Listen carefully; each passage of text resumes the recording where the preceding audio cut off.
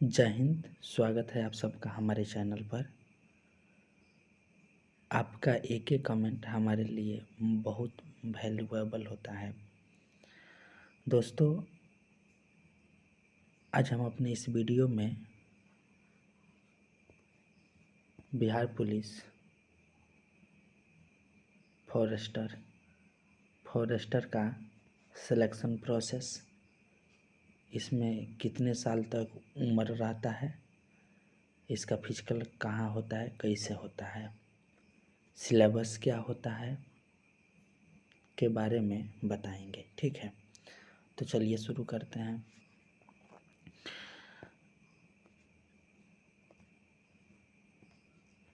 Forester means वनपाल। Forester, इनको Bihar one दरोगा भी कहा जाता है। ठीक है, ये लेवल 5 का नौकरी है। ठीक है, लेवल 5 का साधारण दरोगा होता है, उसे एक लेवल कम का ही नौकरी है। ठीक है, लेवल 5 का वेतनमान जो होता है 29,200 से 92,300 तक होता है। ठीक है, मतलब कि बिहार वन दरोगा मीन्स फॉरेस्टर लेवल 5 का नौकरी है। उसका वेतनमान का बात करें तो 29,200 से 92,300 तक होता है। ठीक है, ये जो आपका नोटिफिकेशन है 2020 का, जो 236 सीट पे बहाली आई थी, उसी के आधार पे हम बता रहे हैं। ठीक है, तो चलिए नेक्स्ट देखते हैं। इतना समझ में आ गया।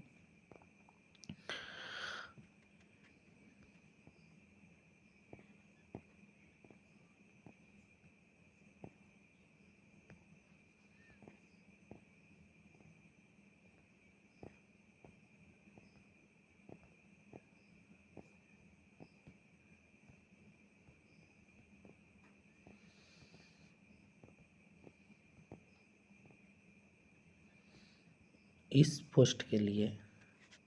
पोस्ट के आवेदन के लिए अभ्यर्थी को इंडियन होना ज़रूरी है। ठीक है, आप इंडिया से हैं तो इस फॉर्म को भर सकते हैं। ठीक है, इसके लिए जो योग्यता मांगी गई है, एजुकेशनल क्वालिफिकेशन, हम बार बार बोलते हैं जो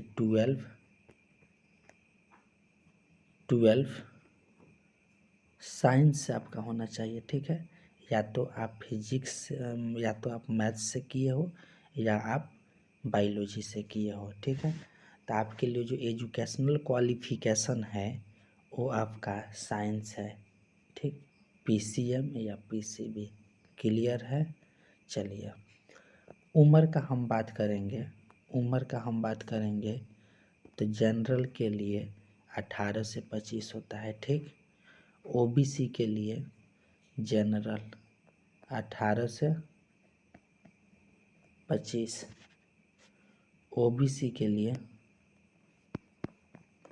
18 से 27, 2 वर्ष का छूट मिलता है। ठीक है, ईबीसी के लिए 18 से 27, ईबीसी 18 से 27। ठीक है, एससी एसटी 18 से 30, 18 से 30 उम्र के लिए कोई दिक्कत नहीं है। ठीक, जो एक और इसमें लिखा, बिहार सरकार एवं कार्यरत ऐसे सरकारी सेवक जिन्होंने कट ऑफ तिथि तक नियमित सेवा में न्यूनतम 3 वर्षों की अवधि पूरी कर ली हो, वो इस प्रतियोगी परीक्षा में भाग लेना चाहे, उनके लिए आयु सीमा में 5 वर्ष का छूट मिलता है। यानी हम लोग को 5 वर्ष का छूट मिलेगा। ठीक है, तो ये कट ऑफ तिथि जानते हैं क्या होता है? देखिए यहाँ पे दिया हुआ है कट ऑफ तिथि, इसको कब तक कल रखा गया है। कट ऑफ का तिथि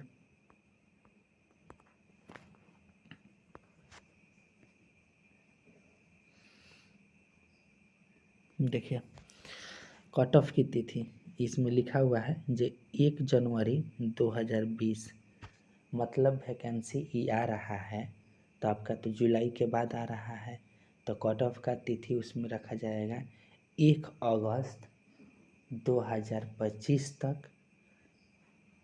आप अगर सरकारी सेवा में 3 साल पूरा कर लिए हैं तो उसका एक प्रमाण पत्र ऑफिशियल वेबसाइट पर अपलोड करके आप इसका 5 वर्ष का छूट ले सकते हैं। तो आप लोग के लिए नहीं है, वो हम लोग के लिए है, तो इसके लिए उतना टेंशन नहीं लेना है। चलिए आगे बढ़ते हैं। उम्र सीमा बता दिए, उम्र वगैरह बता दिए। चलिए नेक्स्ट है इसका शारीरिक मापदंड क्या होना चाहिए। शारीरिक मापदंड में too much important general, OBC, EBC, इस सब के लिए पुरुष के लिए हाइट 165 सेंटीमीटर होना चाहिए। 81 सेंटीमीटर का सीना होना चाहिए बिना फुला के आपका 86 सेंटीमीटर होना चाहिए, यानी 5 सेंटीमीटर फुलाना है। ठीक है। 4 घंटा में 25 किलोमीटर की दूरी को तय करना है। समझ में आ गया। कहाँ होगा ये फिजिकल? संजय गांधी जैविक उद्यान पटना, यानी पटना जू में होगा। ठीक। अनुसूचित जाति और अनुसूचित जनजाति के लिए हाइट आपका 160 सेंटीमीटर होना चाहिए। 79 सीना होना चाहिए। 5 सेंटीमीटर फुला के, माने 84 सेंटीमीटर आपका सीना होना चाहिए। ठीक है। फुला के 4 घंटा में 25 किलोमीटर आप दूरी तय कर लेते हैं तो आप फिजिकल में क्या बोलते हैं, दौड़ में पास हो जाइए। ये पुरुष अभ्यर्थी के लिए था। ठीक। चलिए महिला अभ्यर्थी के लिए हाइट जो है जनरल, ओबीसी, ईबीसी के लिए 160 सेंटीमीटर है। ठीक है, महिला अभ्यर्थी के लिए। और महिला अभ्यर्थी का सीना नहीं फुलाया जाता है। वो 4 घंटा में 14 किलोमीटर वो लोग को दूरी तय करना होगा पास होने के लिए।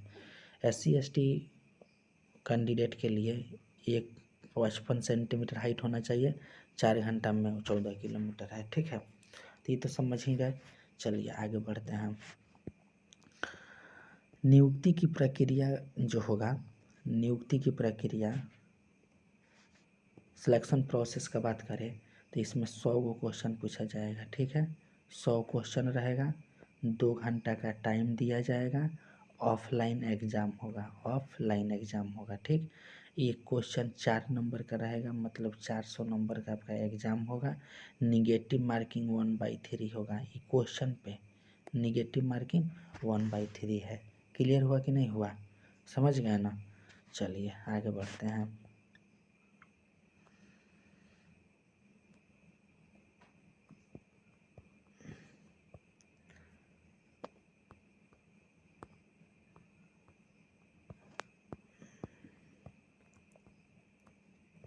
यही उसमें दिया हुआ प्रश्न पत्र आपका 100 प्रश्न होगा। 4 अंक लिखे, 4 अंक एक प्रश्न के लिए 4 अंक दिया जाएगा और आपका कुल 400 अंक का एग्ज़ाम होगा। ठीक है। चलिए इस जो आपका 100 जो प्रश्न रहेगा उसमें भाग 1, भाग 2, part 1, part 2, part 3 and part 4 से सवाल रहेगा। ठीक है। पार्ट 1 में आपका सामान्य ज्ञान से 15 गो सवाल पूछा जाएगा। ठीक है, सामान्य ज्ञान से 15 गो सवाल रहेगा। सामान्य ज्ञान से जीके से 15 सवाल रहेगा। जीके प्लस करेंट अफेयर्स से 15 गो सवाल रहेगा। ठीक है, इस जीके का मतलब समझते हैं, history, geography, economics, polity, Bihar special और करेंट अफेयर्स, इतना सारा सेक्शन मिलके आपको 15 गो सवाल रहेगा। ठीक है। चलिए पार्ट टू में आपका मैथ और रीजनिंग रहेगा 15 गो सवाल। ठीक है, ऐसा देखा गया है, मैथ प्लस रीजनिंग 15 गो। ठीक है, तो 15 गो में ऐसा देखा गया है। जब मैथ से 5 क्वेश्चन, जनरल मैथ का हम बात बता रहे हैं, और रीजनिंग से 10 गो क्वेश्चन रहता है। समझ में आ गया? चलिए भाग 3 को समझने से भाग 4 को समझेंगे। भाग 4 से आपका 20 गो सवाल रहेगा। ठीक है, 20 को जो सवाल रहेगा, हिंदी का 10 गो और इंग्लिश का 10 गो। क्लियर हुआ कि नहीं हुआ? मतलब कि हिंदी और इंग्लिश मिल के 10 गो हो गया। चलिए इसका जो भाग 3 था, इस भाग 3 से 50 गो सवाल पूछा जाएगा। 50 गो सवाल, और ये जो 50 गो सवाल रहेगा ये आईएससी लेवल का रहेगा। आईएससी लेवल का रहेगा। ठीक है, इस 50 को हम कैटेगरी वाइज बांट देते हैं। ऐसा देखा गया है केमिस्ट्री और फिजिक्स आईएसी का, इसमें जनरल भी रहता है। केमिस्ट्री और फिजिक्स से मिलके, केमिस्ट्री और फिजिक्स से मिलके आपका 25 गो सवाल रहता है। ठीक, केमिस्ट्री और फिजिक्स से मिलके 25 गो सवाल रहता है। सवाल का लेवल आईएसी प्लस जनरल। ठीक, चलिए इसमें एक पेपर ऑप्शनल होता है, या तो आप मैथ्स को चुनिए या बायोलॉजी को चुनिए। ठीक है, मैथ्स से 25 गो सवाल रहेगा आईएससी का, बायोलॉजी से भी 25 गो रहेगा, ये प्योर आईएससी का रहेगा। समझ गए ना, मैथ्स 25 गो, बायोलॉजी 25 गो। ठीक, किसी एक को चुनिए और उसमें टिक लगा दीजिए। जहाँ मैथ्स वाले सेक्शन को बनाना चाहते हैं मैथ पे टिक लगा दीजिए, बायोलॉजी पे बनाना बायोलॉजी पे टिक लगा दीजिए। ठीक है, तो इसमें से किसी एक को ही बनाना होता है, यानी 25 ए, और किसी एक को बनाएगा तो 25 ए, 25 25 50 को 50 क्वेश्चन आईएससी से पूछा जाता है। ठीक है, आईएससी कहाँ लिखा हुआ है इस चीज़ को हम दिखा दे रहे हैं। देखिए यहाँ पे दिया हुआ है ना, भौतिक शास्त्र, देखिए टू मच इम्पोर्टेंट, भौतिक शास्त्र, रसायन शास्त्र, जीव विज्ञान तथा गणित के प्रश्न पत्र 10+2+3 प्रणाली की 12वीं कक्षा के समकक्ष अथवा उसके समकक्ष स्तर का होगा। बात समझ रहे हैं ना, टू मच इम्पोर्टेंट। चलिए आगे बढ़ते हैं, सिलेबस समझ में आ गया।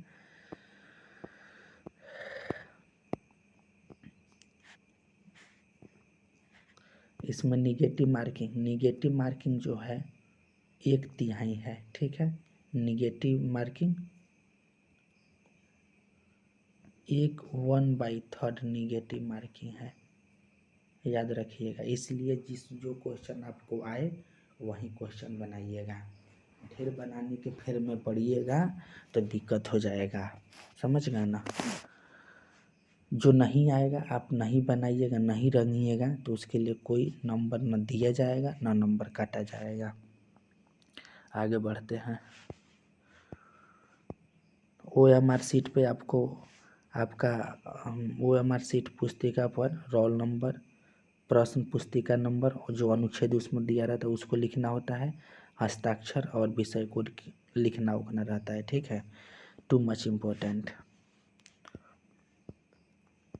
ये तो हमको नहीं चाहिए। देखिए यहाँ पे बहुत एक अच्छा चीज़ लिखा हुआ है। आप जैसे कि इस बार आपका फॉरेस्टर 250 सीट पे आएगा। ठीक है, लगभग, तो इसका जो रिजल्ट दिया जाएगा फिजिकल के लिए 250 का दुगुना अभ्यर्थी का ही रिजल्ट दिया जाएगा फिजिकल के लिए, मतलब 500 अभ्यर्थी को बुलाया जाएगा फिजिकल के लिए। ठीक है ना, इसमें दोगुना अभ्यर्थी का ही रिजल्ट दिया जाता है। बात समझ गए ना, हम 250 एक मानक मान लिए हुए हैं। उस फिजिकल के बाद जैसे रिजल्ट आएगा उसके बाद आपका फिजिकल होगा। फिजिकल आपका पटना जू में होगा। फिजिकल बता दिए, उसमें आपका दौड़ना रहता है, 4 घंटा में 25 किलोमीटर दौड़िए, जैसे चलना है चलिए। ठीक है, और ये जो आपका उसमें पास होइएगा तो जाकर उसके बाद हाइट नापा जाएगा। हाइट नाप लेने के बाद आपका चेस्ट का मेजरमेंट किया जाएगा। ठीक है, इसमें पास हो जाते हैं तो उसी दिन आपको गेट पास दिया जाएगा मेडिकल का। ठीक है ना, मेडिकल आपका गर्दनीबाग के चीफ कॉम मेडिकल अफसर से कराया जाता है। समझ गए ना, मेडिकल उसके बाद होता है। Too much important. चलिए, तो ये तो हम आपको नहीं इतना बता दिए।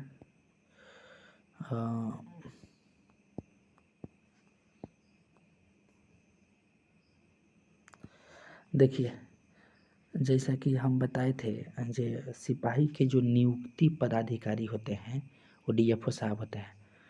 फॉरेस्टर बाबू के जो नियुक्ति पदाधिकारी होते हैं वन संरक्षक हो गए, यानी सीएफ साहब होंगे जो भागलपुर में बैठते हैं। समझ में आ गया ना, क्लियर है। हमारे सीएफ साहब भागलपुर में बैठते हैं, सबका चेंज होते रहता है। समझ गए ना,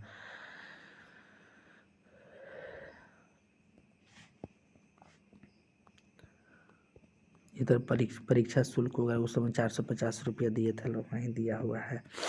चलिए इधर कोई आपको दिक्कत नहीं है, इधर कोई दिक्कत नहीं है।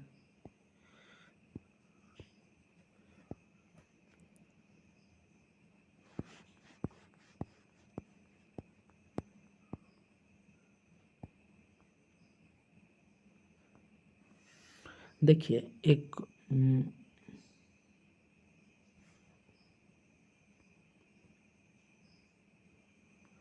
इसमें चीज़ दिया हुआ है, जो अगर कोई औरत फिजिकल के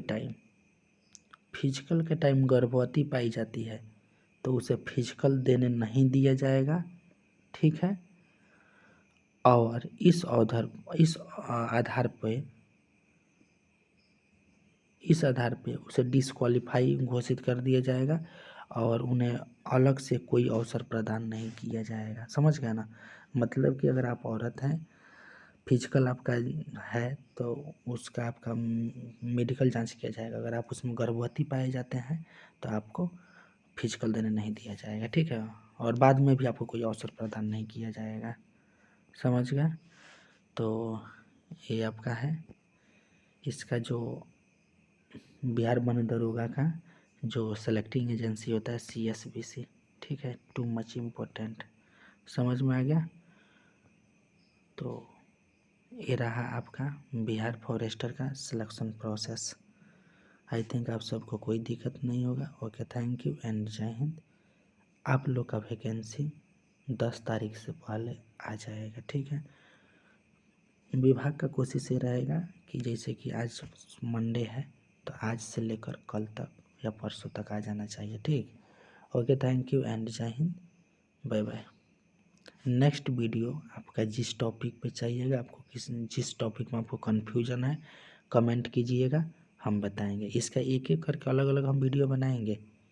ये तो सब एक में हो गया, समझ गए ना? चलिए, ओके, थैंक यू एंड जय हिंद, बाय बाय।